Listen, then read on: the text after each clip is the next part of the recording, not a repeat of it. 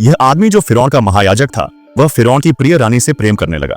जब भी रात का अंधकार छाता, दोनों गुप्त मिलन करते थे। यह निषिद्ध प्रेम आग की तरह तीव्र और खतरनाक था। शीघ्र ही फिरौन को उनके इस रिश्ते का पता चल गया।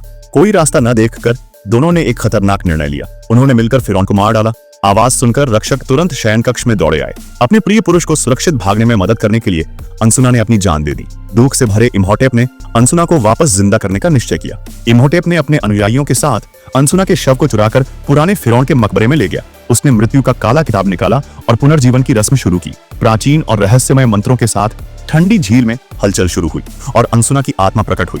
जब आत्मा आह्वान की रस्म आदि हो चुकी थी, तभी अचानक रक्षकों का दल वहां पहुंच गया। इम्होटेप को अपनी प्रिया की आत्मा को फिर से गायब होते देखना पड़ा। राजा की हत्या और मकबरे में चोरी के कारण इम्होटेप के अनुयायियों को जिंदा मम्मी बनाया गया और उसे स्वयं सबसे क्रूर सजा मिली, होम डेड। यह सजा इतनी भयानक थी कि इसे पहले कभी नहीं दिया गया था। इम्होटेप पहला व्यक्ति था जिसे यह मिली।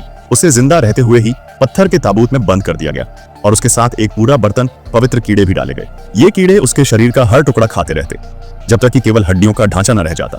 अंत में रक्षकों ने ताबूत को बंद कर दिया ताकि इम्होटेप की आत्मा कभी मुक्त न हो सके। परंतु इस सजा का एक घातक दुष्प्रभाव था।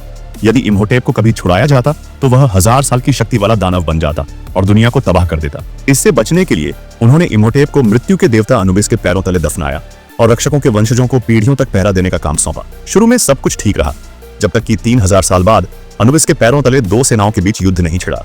ओकोनेल की सेना बुरी तरह हार रही थी और जल्द ही मुसीबत में फंस गई। निराश ओकोनेल ने आंखें बंद की और मृत्यु का इंतजार करने लगा।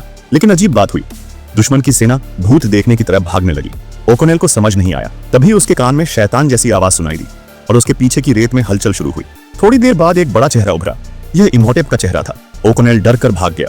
दूर खड़े फिरौन के रक्षकों के वंशज राहत की सांस ली। वे पीढ़ियों से मृत्यु के शहर की रक्षा कर रहे थे और कोई गलती नहीं